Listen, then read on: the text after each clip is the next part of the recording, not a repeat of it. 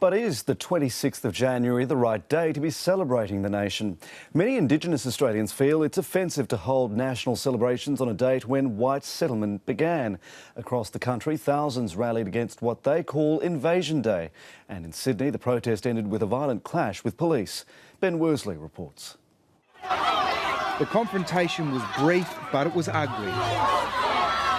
It started when a protester set fire to a flag in the middle of one of Sydney's busiest roads.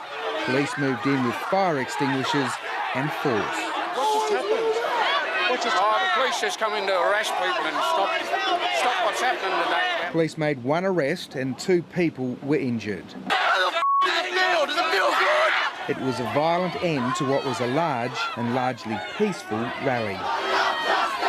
For many First Australians, Australia Day is Invasion Day. Some don't believe any national day of celebration is warranted. My view is I don't think you should have that day at all. It still celebrates the day the British came here. Others want the day moved away from the date of the First Fleet's landing. That, they say, would allow a truly national day. As a collective, because we're like a multicultural society, yes. But until they change that date, that ain't going to happen. People rallied across the country, from Brisbane to Hobart, where they descended on state parliaments. The people are speaking. The same cry was heard outside federal parliament too, while in Melbourne they marched through the city's heart.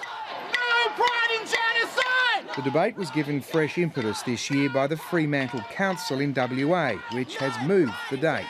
We really wanted to have a day that was really inclusive for everybody, that they could really celebrate what was great about this country.